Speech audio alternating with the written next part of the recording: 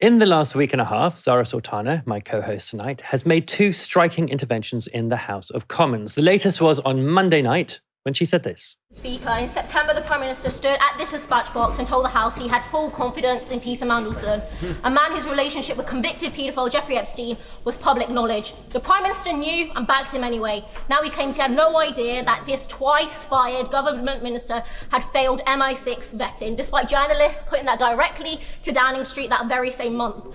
Mr. Speaker, we all know that the Prime Minister appointed Mandelson because he owes his job to him. He appointed him, he defended him, and now he claims to know nothing. He is gaslighting the nation. So let's call this out for what it is. The Prime Minister is a barefaced liar, and if you had any decency left... No, order. Sit and leave. Leave now. I'll name you otherwise. I'd go now if I were you. Leave. I'm not. Leave. I've no name. I've given the option to leave. I'd leave if I were you very quickly. Move before I read it and give you one option. Right, give me that. You have no duties. It's my duty to carry out and control this House. One chance. Do you want to leave now or not? Right. To tell the truth, I name Zarah Sultana. Minister, I beg to move that the said member, be suspended from the House. Now, Zarah repeated that assertion outside of the chamber after being so unceremoniously thrown out. So I am heading home right now because I've just been kicked out of Parliament for telling the truth that Keir Starmer is a barefaced liar who knew that Peter Mandelson was close friends with convicted paedophile Jeffrey Epstein and still appointed him as US ambassador. He defended him and he continues to gaslight the nation. And it's about time someone told the truth in the chamber that he's a liar and he should resign. So yeah, I'm going home now. Now, Zarah, I'm going to come to you in a minute on this, but you weren't the only MP to call the Prime Minister a liar during Monday's debate. This was Reform UK MP Lee Anderson. The problem the Prime Minister's got is no one believes him. The public don't believe him. The MPs on this side of the House don't believe him. His own gullible backbenchers don't believe him. So does the Prime Minister agree with me? He's been lying. Prime Minister, sorry, we don't use those words, and I'm sure the members withdrawn it. Mr. Speaker, I have the greatest respect for you and your office, but I will not withdraw. That man couldn't lie straight in bed. Order.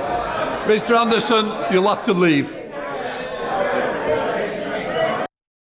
Now, Lee Anderson did leave at that point, but Zarah, it seems to me that Lee Anderson got quite a different reaction from the Speaker, Lindsay Hoyle, than you did. It seems like you were treated much more harshly right at the beginning, even before you refused to retract, than Anderson was. Do you have any thoughts about why that might be? I think you'd have to ask Mr. Speaker why that happened. But one thing is for sure, a lot of people have reached out and said that they felt the response to me was different. And actually, only when you kind of compare the two, I think that speaks quite loudly. Yeah, I mean, I think not to draw any inferences about Hoyle or anything like that, but it is always striking to me that sort of centrist politicians on the left of centre just hate the left so much more than they hate the right in general. They have such an antagonism towards the left that they don't actually possess in the same way towards the right. And that always seems like quite topsy-turvy to me. And look, I think people will find it quite striking that the only two MPs to break this parliamentary protocol of not calling another MP a liar and certainly not calling a Prime Minister a liar were on two completely opposite sides of the political spectrum. There's you on the left, there's Lee Anderson on the right. Why do you think it is? Why do you think it's only the people on those ends on each end of the spectrum who are able to make these kinds of moves in Parliament or say what they think is true? Well, it's interesting that the outrage I've received for calling Keir Starmer a barefaced liar compared to the fact that people in Parliament as angry at him appointing the close friend of a notorious paedophile. I think that speaks to how Parliament likes to, cover itself in all of these archaic processes. You can't use the word liar when everyone in the country knows that's exactly what he is. He is a barefaced liar. On Lee Anderson and Reform in particular, I will say that they try to connect with people's genuine anger. And what they do instead of addressing the fact that people are affected by a cost of living crisis because of government decisions, they obviously peddle racism and they justify it through those, that way. Reform ultimately is a party that is backed by billionaires. It has a millionaire stockbroker, Nigel Farage, that leads it. Richard Tice is a millionaire, so they will never really care for working class people, but they try to. And I think that's what Lee Anderson was doing. He understands, as well as the rest of us, that people see Keir Starmer as a barefaced liar. But people like him and Reform will never actually make people's lives better. Their agenda is going to be more deregulation, tax cuts for the super rich, privatization for our healthcare services, and again, more racism and anti-migrant politics to keep people divided. And I think my role in that particular moment was highlighting how Parliament is completely out of touch. You should be able to call someone a liar if what they are doing is lying, and Keir Starmer is a barefaced liar. All right, so let's talk about that claim there that Starmer is a barefaced liar. On Monday, a spokesperson for the Prime Minister insisted that he didn't deliberately mislead Parliament. So the idea there is it leaves open the possibility that maybe he accidentally did, or he mistakenly did, or inadvertently did. But you don't seem to think that's likely. You think this is a deliberate act of dishonesty. Why is that? Because his track record is one of dishonesty. It is one of lying. Like I mentioned before, his 10 pledges just completely got binned. The way that he has supported giving arms to the Israeli military, and they use all sorts of reasons to justify it or pretend that they've actually suspended at least 30. And we know that, through the High Court and through other means that all arms sales should be suspended because there is reasons to stop them, which is violations of international humanitarian law. So he is a notorious liar, and he is able to get away with it by using kind of this inadvertently, this kind of, it was accidental. I mean, it's interesting because in the chamber, he didn't say, I inadvertently misled the House. It's just what his spokespeople are saying to the media, which is another kind of tool that they use. What I'm more interested in is what do the British public think? And around 70% believe that he is lying. And I think that is what is important, not the kind of inadvertently kind of procedural stuff. Right. And I think, again, the fact, ever since I got elected, I've always tried to highlight how out of touch in Parliament is. When you look at how there are more horses in the portraits on the parliamentary estate than women, when you look at the lack of halal food, when you look at all of these rules that no one can make sense of, when you realize that democracy is actually very controlled, the amendments that get selected, the whips of both the opposition and the government can kind of confer, all of these deals that happen behind the scene, select committees don't actually have any power. You realize that this institution is completely and utterly out of touch. And you saw it on Monday when calling someone a liar was grounds to be suspended for 5 days, not the fact that the Prime Minister knowingly appointed a close friend of a paedophile. Yeah, it is true what you say. The reaction in the chamber to your claim that he was a liar was so much greater than some of the the passion that we saw. I mean, there was quite a passionate day of debate. People were really going for Starmer, but it was just a kind of shock. I mean, it can't really be shock, right, that you're calling him a liar. So many of them must think so. They do. They do. And in fact, a lot of people will say it to the media, they'll put it on their social media, they'll say it, but they refuse to kind of say it in the chamber because of these archaic rules where every member is an honourable member. I'm sorry, if you think it's okay to sell arms to a genocidal apartheid state, if you were okay with genocide, if you're okay with austerity, if you're okay with stripping away all of our civil liberties, then how is that honourable? And it's an out-of-touch institution. Let's go on to another part of this story. Recently, Zarah made another intervention in the House of Commons, this time under parliamentary privilege. Now, you may be surprised to learn that neither we nor any other British media can report or play the content of that intervention. That's because Zarah used parliamentary privilege, which protects her from prosecution while in the chamber, to reveal the contents of a court order restricting reporting on a certain aspect of a criminal case. To breach that order outside of the chamber of the House of Commons is to potentially be in contempt of court. Now, while we can't report or discuss the contents of Zarah's statement in the House, it is connected to very general issues relating to the law around jury trials and the government's current attack on them, as well as to counter-terror law.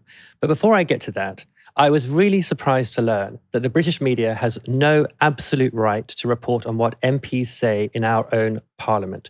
In fact, the only publications that do have an absolute right are the official organs of Parliament, Hansard and Parliament TV, both of which have a statutory duty to record and publish everything. Zarah, were you also surprised to learn that, something is said in Parliament and it can be the case that the media is just not allowed to report on it?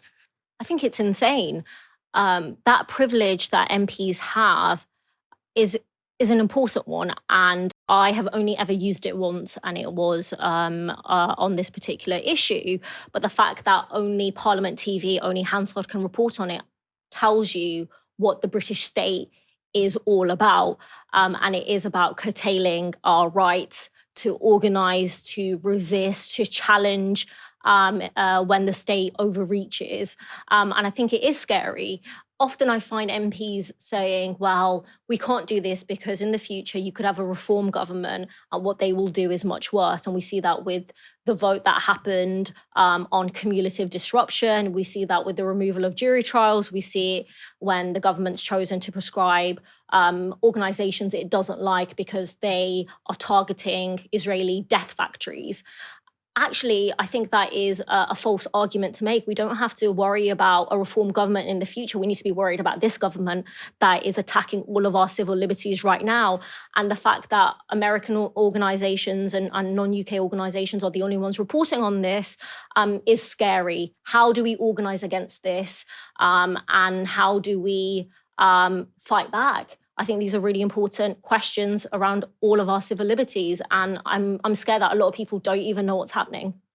All right, so let me unpick this in very general terms and talk about the legislation which is sort of implicated in what was said under privilege. Well, in 2021, the Johnson government passed the Counterterrorism and Sentencing Act, which amended and in some sense upgraded the counter-terror laws established by the Terrorism Act of 2000. One of the novelties of the 2021 Act was the widening of the idea of a charge having what's called a terror connection. Before 2021, only specific criminal charges under the normal criminal code could be connected to terrorism, and they were all kind of the most serious of like the normal criminal charges. But from 2021 onwards, any crime carrying a minimum sentence of 2 years or more could also carry a terror connection. That means that if a defendant is found guilty of the basic charge and it's also decided that the terror connection exists, then that would mean a number of things for that person. They'd receive potentially a much longer sentence, they'd be ineligible for early release, and they'd be registered as terror offenders. And the pretty shocking thing is that it's not really a jury that decides whether terror connection exists, but the judge, and only after a jury has convicted them on the base criminal charge. There's an interesting contribution on this, and this is law that affects all of us. It could apply in any case. There's an interesting contribution on this in Hansard from the debate around the Act in 2021. It comes from Lord Marks, a barrister and Liberal Democrat peer, who said this: "A defendant might be convicted by a jury of the basic offence, for which the appropriate penalty might be a short term of imprisonment, but sentenced on the basis of a decision taken by a judge alone, without hearing any evidence that the offence had a terrorist connection, and merited a sentence of a long term of imprisonment. I said then, and repeat now, that that feature would cut across the principle of our criminal law that no one should be convicted of an offence except upon admissible evidence open to challenge in a trial and, if in the Crown Court, heard by a jury. The basic offence might merit a fine or a short term of imprisonment, but the offence committed with a terrorist connection might attract the maximum sentence. While the offender's guilt of the basic offence would be determined by a jury, the terrorist connection would be a matter for the judge alone at the sentencing stage." Now, Zarah, until recently, I wasn't really on top of this aspect of terror law, and it made me think about, myself serving on a jury in a case where this kind of terror connection thing applied. Imagine, I thought, okay, this person has committed this crime that they're charged with. But I don't know that actually once I've convicted them, they might get a much larger sentence and be determined to have a terror connection. I mean, I think I would just feel like I've been, I don't know, misled as a juror. I think sort of part of the role of the jury is to weigh everything up when deciding whether they're going to convict or not. And this is some information I just might not have. I think it's frightening, and it should be a wake-up call to everyone who cares about our civil liberties, everyone who cares about the right to a fair trial, and in particular, everyone who's involved in trade unions, in social movements, who believes in our right to protest. The fact that, this is happening and there is complete, utter secrecy. There are, secret sessions that take place. There's secret evidence that often, secret evidence that the defense can't even see. It is frightening. It is dystopian. It's often what we, associate with authoritarian governments across the world when we highlight abuses of human rights. And in fact, it's happening right here, right now.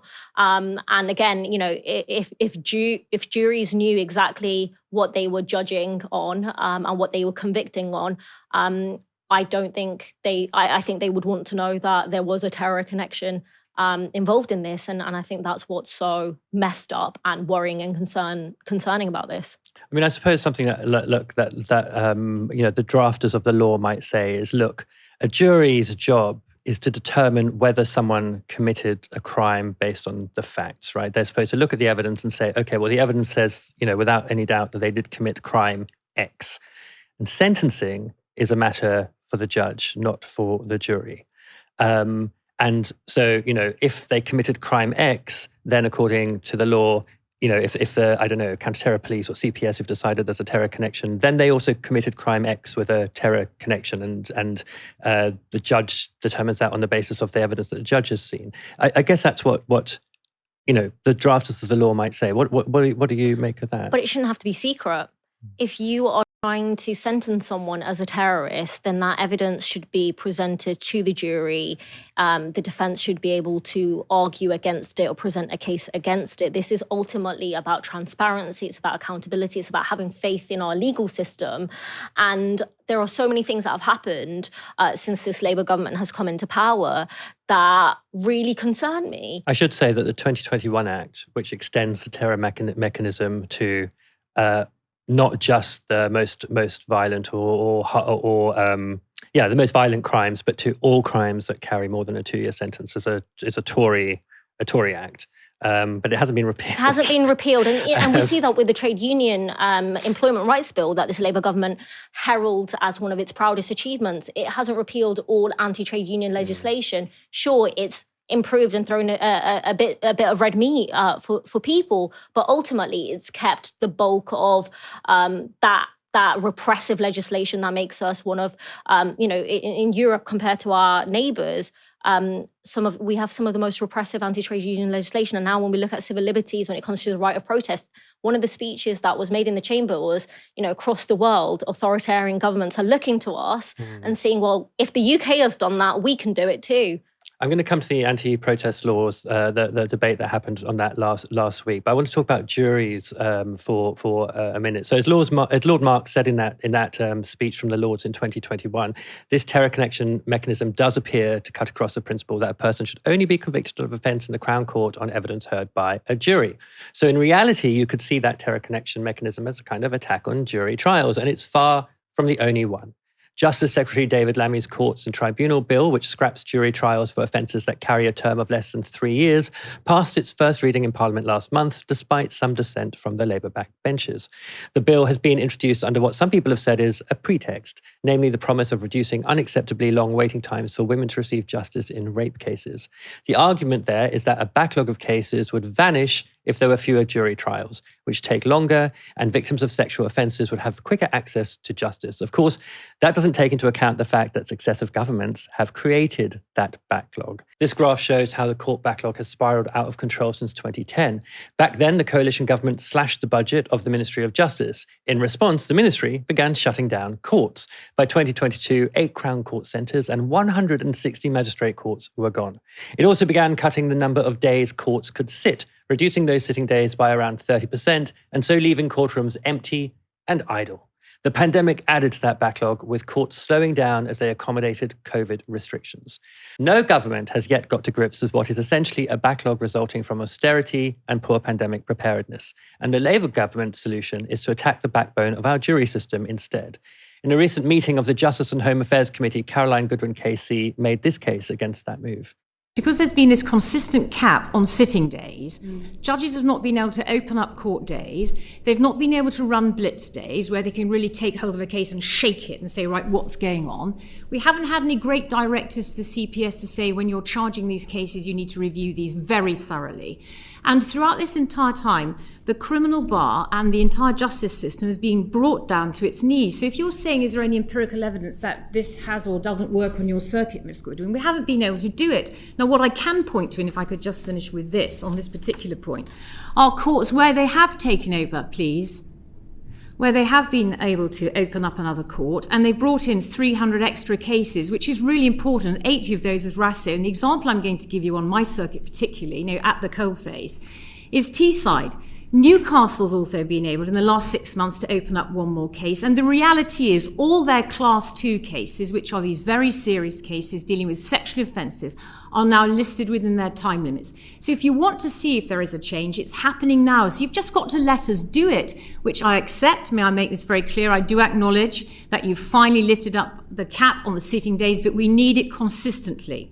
So all of these, you can twist all these figures round however you want to, but you've got to let us try. So there you have, as she put it, someone at the coalface trying to get courts, trying to get cases heard, trying to defeat the backlog, opening up extra sitting days in order to do it, and then bringing down the time at which it takes to hear those sexual assault cases. So there are solutions possible. It is just a matter of imagination. And it almost makes you think that actually the reason behind attacks on jury trials have got nothing to do with the backlog, but that's because there's something about jury trials. It's a convenient excuse. And this government is happy to use women's rights, especially those who are survivors of rape, to prop up, scrapping our rights. And I think it's incredibly disgusting.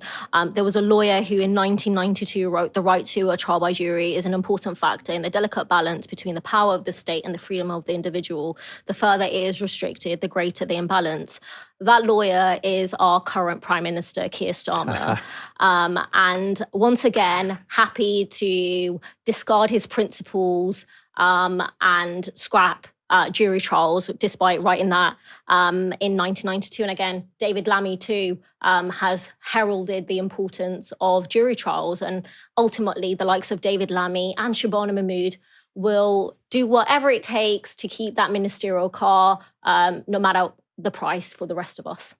Yeah, it seems to me like what's sort of going on here a lot of the time is that the Labour government, but also the Tory government, bringing in increasingly restrictive and authoritarian or autocratic legislation to clamp down on protests, to clamp down on, all kinds of direct action, and then being foiled by juries simply not buying it and just saying, actually, no, we don't think these people are guilty because of conscience or because,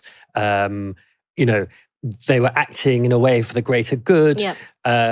And so now they're finally coming to the heart of the matter, which is actually we cannot control people in this country in the way that we would like to in terms of protest, direct action, and so on and so forth, unless we limit jury trials or start eroding jury trials, start eroding the say that ordinary people have in how justice is done.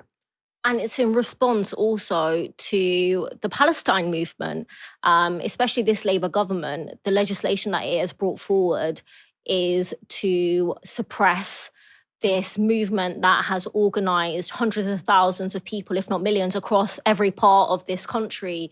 And that's not just through protests, it's through boycotts, it's through divestment motions, it's through sheer political consciousness. And they know that as living standards worsen, as people get more angry, we can't allow them to organise and fight back. And it was the same argument that I was making against the Tories when they were bringing in laws and legislation that attacked our civil liberties, and we were saying this is in response to the climate crisis, this is in response to the state of the economy, and the fact that you have the billionaire class that continuously enrich themselves while the rest of society is expected to live in misery. And the only way that you can stop people from fighting back and resisting and mobilizing and organizing is if you take away their rights, and if you stop them from having a fair day in court. And it's frightening. I mean, it's also the other thing that, of course, David Lammy is doing in trying to, using the backlog to attack jury trials, which almost certainly are not going to affect the backlog, even if you get rid of some of them, is he's either extending austerity.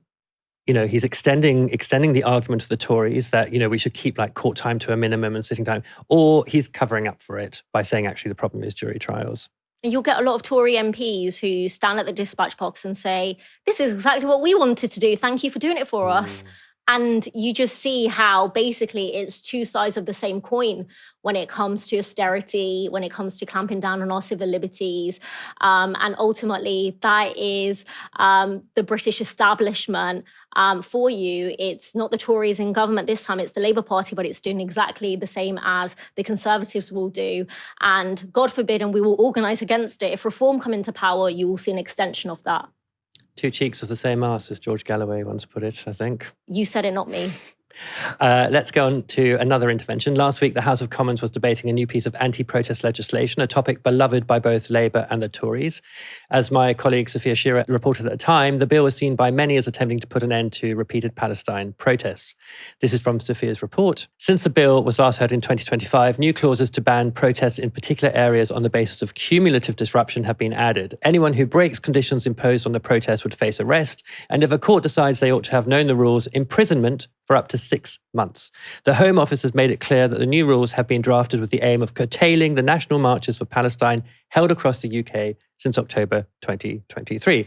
Now, in that debate, Zarah, you had this to say. Attacking the right to protest, attacking trial by jury, prescribing a non-violent direct action group, handing NHS patient data to Palantir, a company that has helped ICE tear migrant families apart and generates kill lists for the Israeli military. And now this. This is a government that is increasingly authoritarian day by day.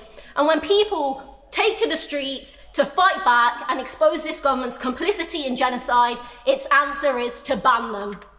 Madam Deputy Speaker, the most draconian proposal being debated today, Lord's Amendment 312, would require police to consider the cumulative disruption of repeated protests when deciding whether to impose restrictions. The area is undefined. It could mean a single street or the whole of central London. The cause is irrelevant. Different groups, different issues can all be treated as one, and there is no time limit. What happened months ago could be used to shut down protests today. The UN Special Rapporteur on Freedom of Assembly warned MPs that she has never encountered legislation like this anywhere in the world, and that it could serve as a blueprint for authoritarian governments globally. Let that sink in. Madam Deputy Speaker, it is clear that the Palestine Solidarity Movement that has mobilised hundreds of thousands of people across this country is the government's principal target. But these far-reaching powers are an attack on trade unions too. Sustained picketing could be characterised as cumulative disruption, and the TUC has warned that these measures seriously endanger democracy. In Coventry, GMB Amazon workers staged over 30 days of industrial action, the first Amazon strike in British history, fighting for a living wage.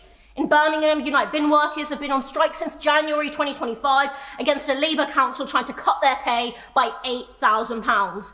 Under this amendment, that kind of sustained, repeated industrial action, the only leverage workers actually have becomes grounds for restriction. To every Labour member who's taken trade union money and trade union votes, do your job and defend them. The Labour Party is supposedly the party of workers. The truth is, it's reform with a red rosette. Zarah, that is quite a list there. Misuse of the prescription law when it comes to Palestine action, according to the High Court. Attacks on juries, attacks on protests, attacks on unions. Do you think anyone who voted Labour in 2024 imagined that they were voting for this? I don't think they recognised the Labour Party that they voted for in the past. And this is a Labour Party that is continuing in this tradition. And the local elections will happen in a few weeks, and will this government change course? I don't think so. We saw the election in Manchester, and a lot of left MPs in the Labour Party thought that might shift direction. But this is very much a government that is pushing the interests of the British establishment and continues to export death. And those people that protest, resist against that, they're the ones that are being suppressed. They are the ones that are being put, in jail. And I take inspiration from the 3,000 plus people that continuously protest with Defend Our Juries, holding placards and challenging this authoritarianism. I do think that there are loads of people across the country who are disgusted by what they're seeing, and they are expressing that in many different ways, whether it's on the picket line, whether it's through Defend Our Juries. We have to build that power. We have to continue organising. And as an MP, I have to use the tools of my workplace to support those causes and those movements to fight back. And it is really a fight, because one of the things I find most egregious and disgusting about what Labour has done over the last few years in terms of civil liberties and the law is that they are just creating a framework which is authoritarian, just as we're likely to have an authoritarian government in a couple of years' time, just as reform is about to step in. The Labour using legal frameworks to ban groups that it doesn't like means that reform can use it to ban groups that it doesn't like, right? It can, clamping down on protests means that reform can clamp down even more. All the framework is already set by this government, a so-called Labour government, for a real swing towards something autocratic when reform and I don't know how it can make that argument that you have to vote for us to stop reform when you're doing a lot of things that digging reform, the foundations would love to do in government. In fact, you are building the foundations for them, and so it's important that all of us call this out for what it is, and stop reform from getting into power as well.